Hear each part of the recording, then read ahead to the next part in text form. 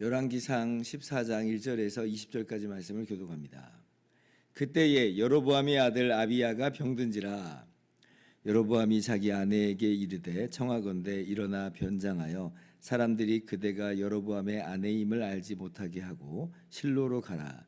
거기 선지자 아히야가 있나니 그는 이전에 내가 이 백성의 왕이 될 것을 내게 말한 사람이니라.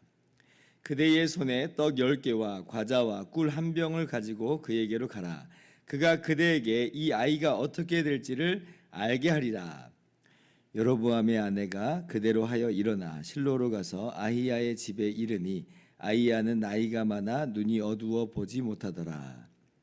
여호와께서 아히야에게 이르시되 여로보암의 아내가 자기 아들이 병들었으므로 내게 물으러 오나니 너는 이러이러하게 대답하라. 그가 들어올 때에 다른 사람인 채 함이니라. 그가 문으로 들어올 때에 아히야가 그 발소리를 듣고 말하되 여로보암의 아내여 들어오라. 내가 어찌하여 다른 사람인 채 하느냐.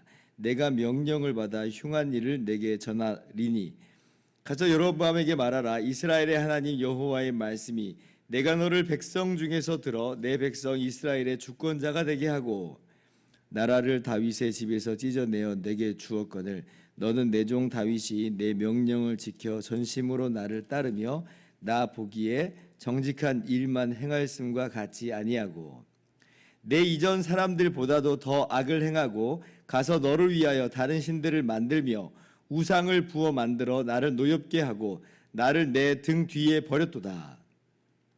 그러므로 내가 여로보암의 집에 재앙을 내려 여로보암에게 속한 사내는 이스라엘 가운데 매인자나 노인자나 다 끊어버리되 거름더미를 쓸어버린 같이 여로보암의 집을 맑게 쓸어버릴지라. 여로보암에게 속한 자가 성읍에서 죽은즉 개가 먹고 들에서 죽은즉 공중의 새가 먹으리니 이는 여호와께서 말씀하셨음이니라 하셨나니 너는 일어나 내 집으로 가라. 내 발이 성읍에 들어갈 때에 그 아이가 죽을지라. 온 이스라엘이 그를 위하여 슬퍼하며 장사하려니와 여로보암에게 속한 자는 오직 이 아이만 묘실에 들어가리니 이는 여로보암의 집 가운데에서 그가 이스라엘의 하나님 여호와를 향하여 선한 뜻을 품었음이니라. 여호와께서 이스라엘 위에 한 왕을 일으키신즉 그가 그날에 여로보암의 집을 끊어버리리라. 언제냐 하니 곧 이제라. 여호와께서 이스라엘을 쳐서 물에서 흔들리는 갈대 같이 되게 하시고 이스라엘을 그의 조상들에게 주신 이 좋은 땅에서 뽑아 그들을 강 너머로 흩으시리니 그들이 아세라상을 만들어 여호와를 진노하게 하였음이니라. 여호와께서 여로보암의 죄로 말미암아 이스라엘을 버리시리니 이는 그도 범죄하고 이스라엘로 범죄하게 하였음이니라 하니라. 여로보암의 아내가 일어나 디르사로 돌아가서 집 문지방에 이를 때에 그 아이가 죽은지라. 온 이스라엘이 그를 장사하고 그를 위하여 슬퍼하니 여호와께서 그의 종 선지자를 아히야를 통하여 하신 말씀과 같이 되었더라. 여로보암의 그 남은 행적 곧 그가 어떻게 싸웠는지와 어떻게 다스렸는지는 이스라엘 왕 역대 지략에 기록되니라. 여로보암이 왕이 된 지 20년이라. 그가 그의 조상들과 함께 자매 그의 아들 나답이 대신하여 왕이 되니라. 22년이라. 그가 그의 조상들과 함께 자매 그의 아들 나답이 대신하여 왕이 되니라. 아멘. 할렐루야. 하나님의 크신 은혜와 평강이 오늘도 변함없이 여러분 가운데 가득 넘치기를 주님의 이름으로 축원합니다. 역사에 가정이란 없다라고 하는 그런 말이 있습니다. 왜냐하면 부질없는 일이기 때문에 그렇다. 이미 다 이루어져 버렸다라고 하는 것이고 또 한편으로는 예측을 할 수는 없는 것이다. 우리가 뭐 그렇게 된다 하면 어떻게 될 것이냐라고 할 때 우리가 예측할 수 있는 그런 안목은 우리 인간에게는 없다라고 하는 것이죠. 그런데 이제 그럼에도 불구하고 우리가 이렇게 됐으면 어땠을까라고 이제 가정을 하는 일들이 종종 있습니다. 아쉬움 때문에 그렇죠. 오늘 말씀도 보면 그런 아쉬움이 좀 짙게 배어 나옵니다. 어떤 일이 있게 되냐면 여로보암의 아들인 아비야가 병들어서 죽게 되는 일이 있게 됐는데 그런데 우리의 아쉬움이 뭐냐면 여로보암은 금송아지를 만들고 그것도 고의적으로 정치적인 의미로 만들고 그렇게 범죄하였잖아요. 하나님께서 은혜로 왕이 되게 하셨음에도 불구하고 그랬습니다. 그런데 이 아비야는 이 하나님을 향해서 이스라엘의 하나님 여호와 하나님을 향해서 선한 뜻을 품었다 그래요. 여로보암하고 좀 다른 모습이었다. 그리고 여로보암의 다른 자손들과도 또 다른 모습이었다라고 하는 거예요. 그래서 아쉽죠. 만약에 여로보암의 아들인 이 아비야가 죽지 않고 여로보암의 뒤를 이어서 왕이 됐다면, 오늘 나답이 왕이 됐다고 하는데 뒤를 이어서 나답이 아니라 이 아비야가 뒤를 이어서 왕이 됐다면 뭔가 이스라엘 나라의 그 역사가 좀 바뀔 수 있는 가능성이 있지 않았을까라고 우리가 생각을 한번 해보는 거죠. 그런데 이제 일은 그렇게 흘러가지 않게 되었습니다. 이제 이 아비야가 병이 드니까 그러니까 이제 그 여로보암이 이제 고민이 되죠. 아마 이제 이 아비야라는 이 아들이 아마 첫째 아들이었지 않았나 이렇게 생각을 한번 해보는데, 그래서 여로보암이 누구에게 지금 보내냐면 자기를 이렇게 왕이 될 것이라 이렇게 고하였던 이 선지자 아히야에게 이제 보내요. 아히야에게, 실로 사람 선지자 아히야에게 보냅니다. 금송아지한테 묻지 않았다는 거예요. 자기는 지금 금송아지를 만들어 놨어요. 금송아지를 만들어 놓고 이것이 너희를 애굽에서 인도해낸 너희의 하나님이다 그랬습니다. 그런데 금송아지한테 묻질 않아요. 금송아지한테 물어봤자 소용이 없다라고 하는 것을 본인이 누구보다도 잘 안다는 거죠. 금송아지는 한낱 우상에 불과한 것임을 너무나 잘 알고 있다는 거예요. 그리고 정말 하나님은 실로 사람 아이야가 섬기는 그 하나님, 바로 그분이 참 하나님이다. 왜냐하면 그 말이 그대로 이루어졌잖아요. 아이야가 말한 것처럼 자기가 정말 이스라엘의 왕이 된 것을 너무나 잘 알고 있다는 거죠. 그러니까 참 하나님께 가는 거고 참 하나님한테 좀 고쳐달라고 하는 그런 마음을 좀 품고 가는 겁니다. 한편으로는 그래도 염치가 있다라고 하는 그런 이제 마음이 좀 들기도 합니다. 왜냐하면 이제 그 하나님께로 이제 갔다라고 하는 그런 면에서는 뭔가 좀 그래도 이제 이 사람은 개념이 있는 사람처럼 보이기도 하고 그렇잖아요. 그런데 이제 전혀 그렇지 않아요. 사실 오늘 이 모습은 여로보암이 염치가 있다 이제 그런 내용이 아닙니다. 오히려 여로보암이 얼마나 하나님 앞에서 악한 일을 저질렀는가를 다시 한번 보여주는 내용인데, 이제 왜 그러냐면 지금 아내를 보내거든요. 근데 아내를 어떻게 보내냐면 변장해서 보내요. 여로보암의 아내가 아닌 것처럼 그렇게 보내요. 이게 그럼 무슨 의미인가라고 우리가 생각해 볼 수가 있죠. 무슨 의미인가? 뭐 정말 염치가 없었나 보죠. 차마 여로보암이라고 말을 똑똑히 못하겠나 보죠. 왜냐하면 여로보암이 왕이 돼가지고 범죄한 것을 이렇게 자기도 아니까 아우 차마 선지자한테 이제 그런 꼴을 보여주고 싶은 마음이 없었나 보죠. 이렇게 생각할 수 있지만 오히려 이렇게 생각할 수도 있는 거예요. 이게 뭐냐면 지금 여로보암 자기가 금송아지를 만들었잖아요. 사람들 보고 다 그것이 하나님이라고 했잖아요. 그거 섬기라고 했잖아요. 그런데 이제 정작 자기가 그거하고 다른 모습을 보인다면, 금송아지를 찾아가지 않고 이스라엘의 하나님 여호와를 찾아가는 모습을 보인다면 백성들은 그 모습을 보고 어떻게 반응할 것인가? 뭐야? 여로보암이 우리를 속인 거야?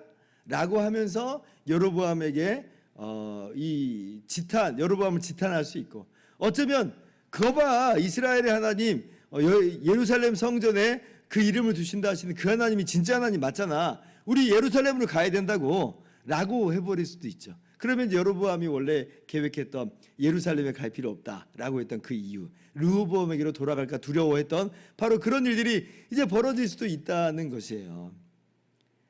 여로보암은 그건 싫다는 겁니다. 그게 싫다는 거예요. 그래서 어쩌면 이 아내를 변장해서 보내는 것일 수 있다. 더 괘씸한 모습이죠. 어떻게 보면. 그러니까 여로보암은 누가 참 하나님인지를 잘 알기도 하고 그래요. 그런데 그 하나님께 돌아올 마음은 없는 거예요.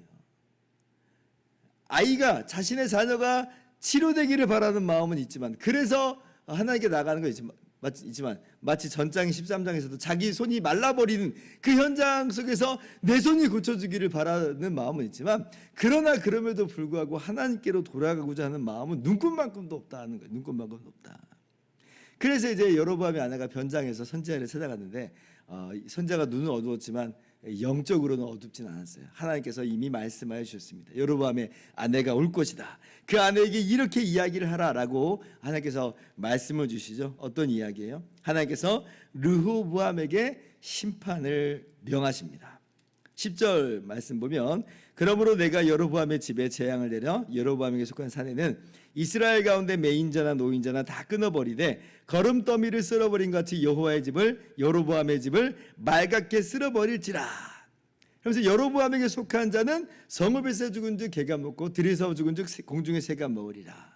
이렇게 여로보암과 그 집안에 심판을 선포하십니다. 결국 그리고 이 심판대로 돼요. 그리고 이 여로보암에게 지금 내린 이 심판의 이 선포 문구는 앞으로 이 이스라엘의 왕이 된 사람들 그리고 하나님을 떠나 여전히 범죄한 그 왕들을 멸망시킬 때 반복적으로 나오는 문구예요. 그러니까 그 다음에 바아사가 이제 왕이 될 때 그 바아사가 또 하나님을 떠나서 범죄하는 삶을 멈추지 않았을 때 바로 여로보암에게 이야기했던 이 문구 그대로 바아사에게 심판을 선포하십니다. 그 다음에 아합 가문에도 마찬가지죠. 아합에게도 이 문구대로 바로 심판을 내려요. 표준 문구라고 합니다. 결국 이스라엘 왕들은 역대 이 문구에서 벗어나지를 못해요. 계속해서 하나님을 떠나 범죄한 상태로 있었던 것이고 그로 말미암아 심판을 면할 수 없었다라고 하는 걸 우리가 알 수 있습니다. 근데 이제 이것이 그러면 여로보암 그 자신에게만 해당되는 거였느냐? 그렇지 않다고 하는 것이 또 오늘 15절 말씀에 나오는데요. 하나님께서 뭐라고 말씀하시냐면 이스라엘을 향해서도 심판을 명하세요. 이스라엘을 하반절 보세요. 이 좋은 땅에서 뽑아 그들을 강너머로 흩으시리니 이는 아세라상을 만들어 여호와를 진노하게 하였습니다. 여호와께서 여로보암의 죄로 말미암아 이스라엘을 버리시리니 이는 그도 범죄하고 이스라엘로 범죄하게 하였음이니라. 그러니까 지금 여로보암만 망한 게 아니라 누구도 망해요? 이 북왕국 이스라엘도 함께 심판의 메시지를 받습니다.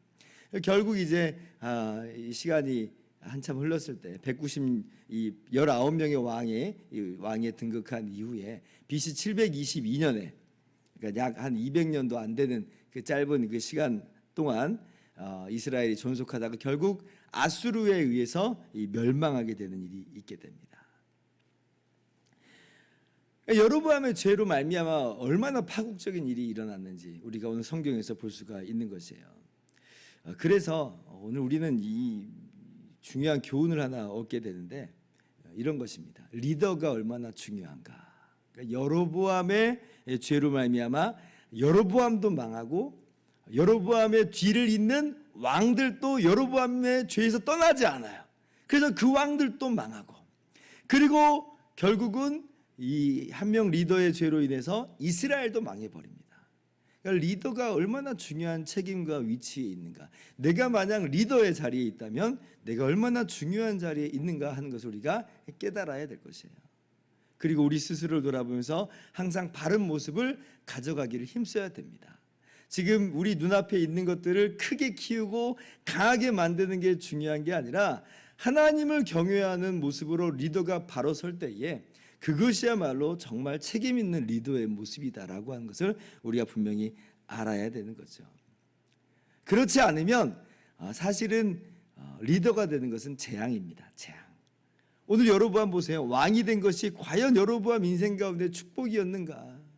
어쩌면 그냥 솔로몬의 신하로서 하나님을 경외하는 그 상태로 머무는 게 100배 좋지 않았을까요? 그렇다면 그도 망하지 않고 이스라엘도 망하지 않았을 거니까.